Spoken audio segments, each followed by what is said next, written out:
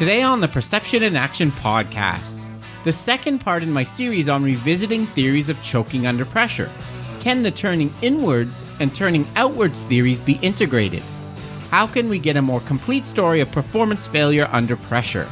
So it's time for a call to action.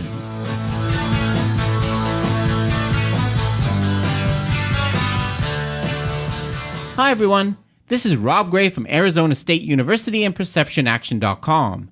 Welcome to the Perception in Action podcast, where I discuss how psychological research can be applied to improving performance, accelerating skill acquisition, and designing technologies.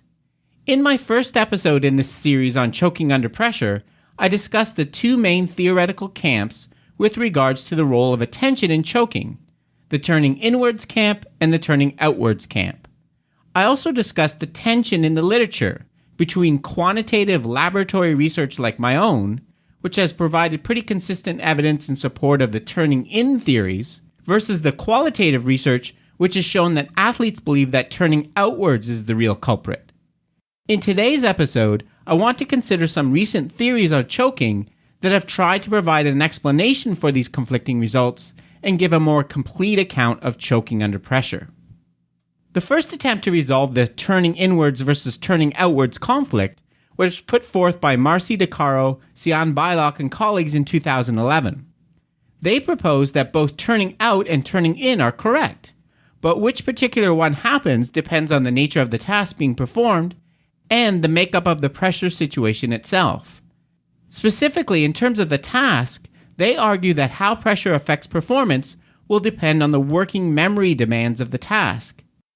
Working memory is a short-term system responsible for actively maintaining task-relevant information, while inhibiting irrelevant information.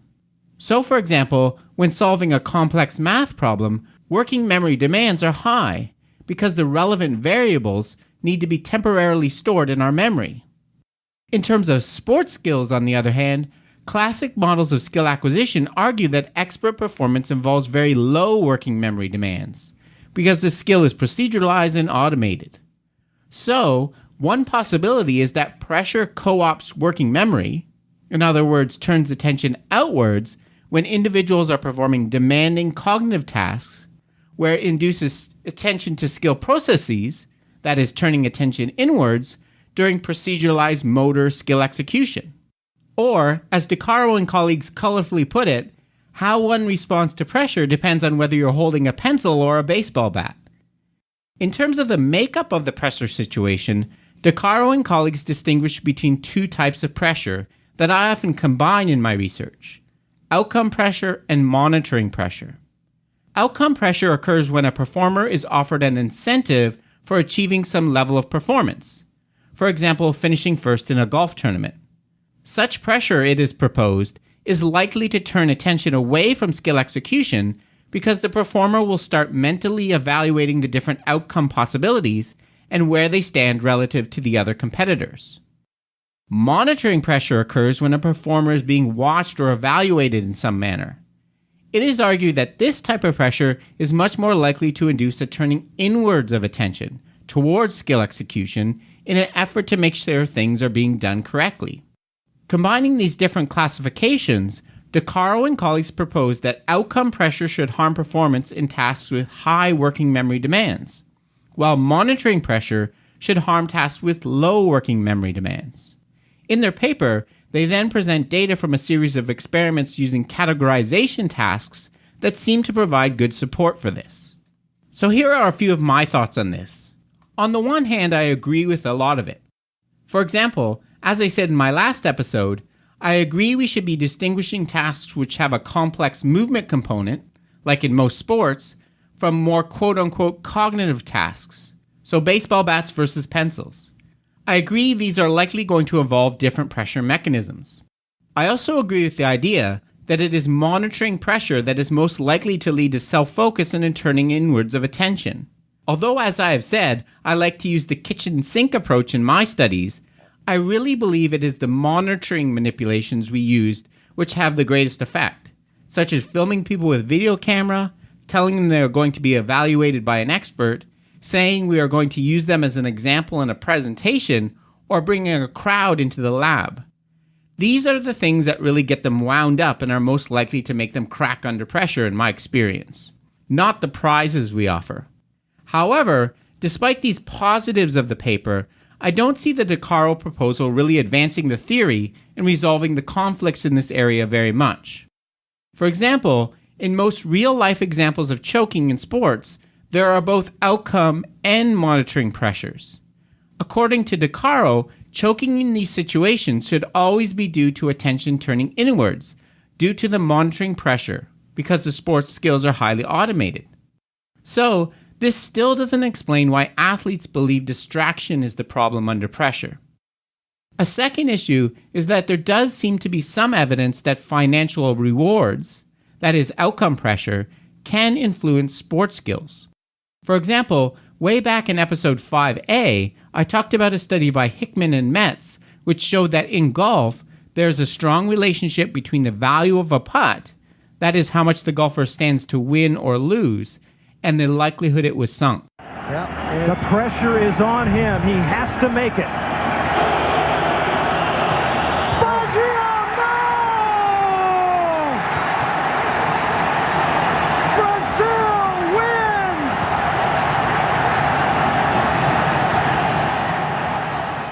The second attempt at integration in this area I wanted to discuss was the theory proposed by Arnie and Weiss and Raul Odegenes in 2012. In this paper, Arnie and Raul first discuss some important limitations they see with current theories. The first is that choking theories are predominantly concerned only with action execution. That is how we move to interact with the environment. These theories ignore the other important stages involved in actions, namely perception of task-relevant information and action selection, both of which have been shown to be also influenced by pressure. For example, under stress, performers are more likely to treat ambiguous stimuli as threatening.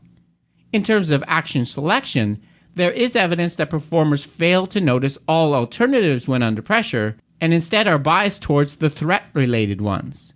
This can be seen in the freezing degrees of freedom studies of rock climbing I talked about back in episode 15. I actually have some data related to both perception and action selection that I included in the in-press book chapter I mentioned in the first episode of this choking series. This data is previously unpublished work that is related to a baseball batting study I did publish in 2013. In the study, I found that under low-pressure conditions, the perceived size of a baseball depends on the task the hitter was asked to perform. For example, when they were asked to try to hit the ball the opposite way, pitches on the outside part of the plate were perceived as bigger than pitches on the inside. The opposite was true when they were asked to pull the ball. I argue that these effects occurred because they were focusing their attention on different parts of the plate, essentially looking for pitch trajectories that were optimal for their task. Also, not surprisingly given that they were skilled batters, their selection of whether or not to initiate a swing depended on pitch location and the hitting task that was given. But both of these effects were disrupted once I added pressure. Specifically, the tendency to perceive pitch locations that were optimal for the given hitting task as larger disappeared, and batters were not as selective in deciding whether or not to swing. In a nutshell, I agree completely with Arnie and Raul that we need to consider these other aspects of performance beyond just execution when talking about choking under pressure. Some great examples of this can be seen in baseball, where good hitters sometimes take a pitch right down the middle with the game on the line. Clearly, there was no execution error here, as there was no execution at all. The main contribution of Arnie and Raul's paper, however, is an attempt to recast the turning inwards theories of attention as actually being a type of turning outwards. Specifically, they first note that turning outwards or distraction theories essentially are that the performer shifts their attention to information that is irrelevant to the task, thus reducing the amount of resources that can be devoted to task-relevant information. They then propose that for that expert performer that has proceduralized, automatic skills, attending to skill execution is essentially focusing on task-irrelevant information, because paying attention to your own bodily movements is not something that is needed, and is thus task-irrelevant when you're an expert. So in other words, attending to skill execution can be thought of as a type of distraction. While I think this is an interesting idea, I don't think that it really holds water. First, it's not consistent with many of the research findings. If skill-focused attention is thought of as a source of distraction, then the reason it causes choking is that it takes resources away from processing task-relevant information. But this does not seem to be the case. Instead, skill focus in experts is problematic because it disrupts automaticity and seems to cause a regression to an earlier stage of skill acquisition. My findings showing how kinematics change under pressure and Rich Masters' work on reinvestment have provided strong evidence for this. So for me, I don't think you can lump skill-focused attention in with things like being distracted by a threatening stimulus like the crowd, or being overly focused on worrying thoughts of failure. While all of these things could cause choking, they do so through entirely different mechanisms. Similarly, distraction and self-focus work in different directions. If we think about attentional control theory, for example, the problem is that our bottom-up attention is overactive. That is, some stimulus in the outside world is making us lose focus on our goals. Conversely, attention to skill execution is a problem of too much top-down attention. Namely, our conscious processes are trying to take control over the situation. The analogy I like to give for skill-focused attention is that of a CEO of a very well-run and organized company suddenly deciding that she or he is going to take control over the operations in the mailroom because they have an important contract to work on. So, in a nutshell, I don't think there is enough in common to group the turning inwards and turning outwards theories under the same distraction umbrella. Broken back grounder. Andrews did not handle it. Leadoff man on for the Blue Jays in the bottom of the seventh. On the ground to the right side. Everybody's safe. Oh my. You got the left-handed first baseman. He's got the easy throw for the force. And Moreland just sanked it. The final attempt at integrating the disparate turning inwards and turning outwards results from the choking literature was proposed in the 2015 paper by Christensen and colleagues I discussed last time. Their approach to resolving the conflict is essentially to propose a new model of skill acquisition they call mesh theory. I'll be discussing this model in detail in a future episode, but basically it argues that skill acquisition does not involve a transition from novice, highly cognitive control to expert, fully automatic control, as is posed in classic theories like that of Fitts and Posner. Instead, Christensen and colleagues propose that both cognitive and automatic processes are integrated in expert performance. This integration involves a hierarchical division of responsibilities, with cognitive control mostly focused on strategic aspects of performance, and automatic processes typically more concerned with execution or implementation. However, it is also argued that attentional processes can roam down to the level of execution when some sort of adjustment is required. For example, when a baseball batter is facing a pitcher with a particularly difficult curveball. In mesh theory, cognitive control also serves to sustain the action during execution by maintaining the action set or control configuration. A key element of this theory that can be related to choking is that the level of involvement of cognitive control depends on the duration and complexity of the task.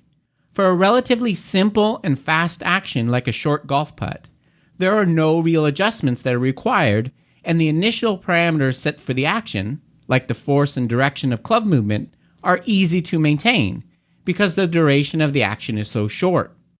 Conversely, when performing more challenging, longer duration activities, such as having an at-bat against a tough pitcher in baseball, more cognitive control will be involved. For Christensen and colleagues, it is exactly this relationship between task difficulty, task duration, and the amount of cognitive control that explains the conflicting findings in choking research. They propose that when you look at short putts in the lab, like Bylock and Carr used, or the quote-unquote monotonous hitting task in my batting simulation, these are very quick and not very complex, and therefore do not involve much cognitive control. Thus, they are resistant to distraction. However, when you interview athletes, they are referring to a more realistic and complex real-world situation where cognitive control is more involved. So the skill is not resistant to distraction in that situation. So, according to Christensen and colleagues, Essentially, the conflict in the literature is due to the fact that lab experiments have used tasks that are overly simplistic and unrepresentative of the complexity of real-world sports tasks. Okay, here are my thoughts on this. I think Christensen and colleagues missed the mark here for a few reasons. First, I think they're misunderstanding what choking is. When an athlete fails in a very complex, difficult task that requires lots of adjustments, we don't consider that to be choking. Think about the classic real-world examples of choking. They occur in exactly the simple situations that Christensen and colleagues are criticizing in the lab research.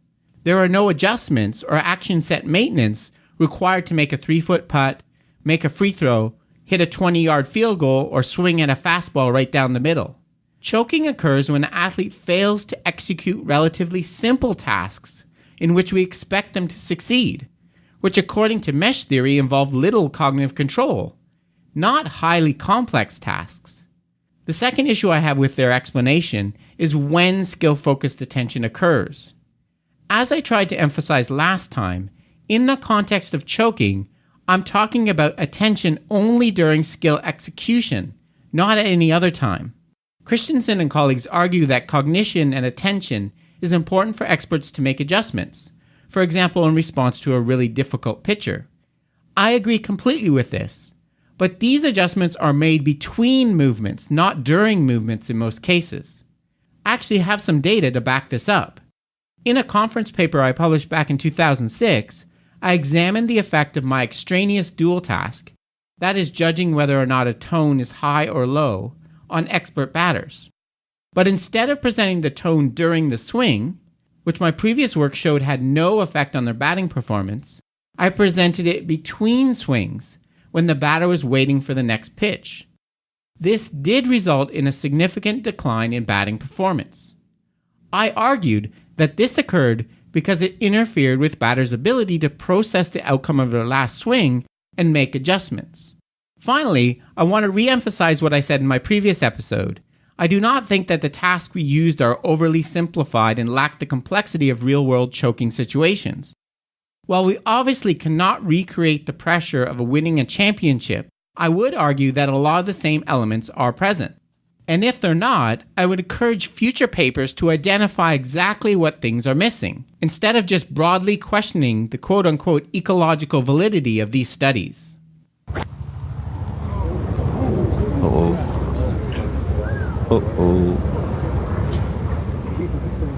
Oh, you lucky little rascal.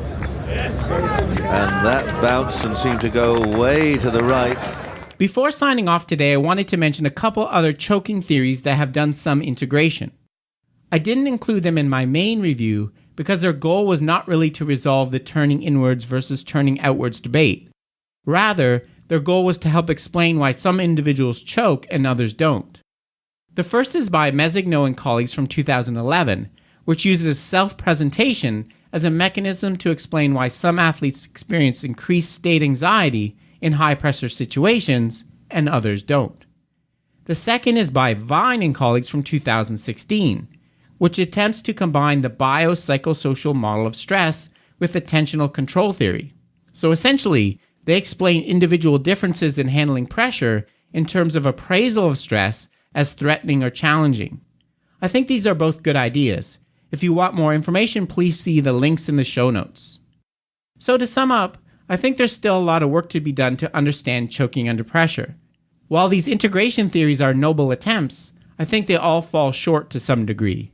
In my opinion, I think DeCaro and colleagues were kind of on the right track in suggesting that the type of task and nature of the pressure situation determines how performance fails under pressure. This is certainly what I found in my recent baseball pitching study, where we found clear evidence of both turning inwards and turning outwards. Okay, that's it for today's episode. Coming soon on the Perception in Action podcast, I look at some recent studies on correcting movement errors. Remember, you can contact me at robgray@asu.edu or on Twitter @ShakyWeights. And to find out more about the podcast, please check out perceptionaction.com. This is Rob Gray from ASU. Cheers for now.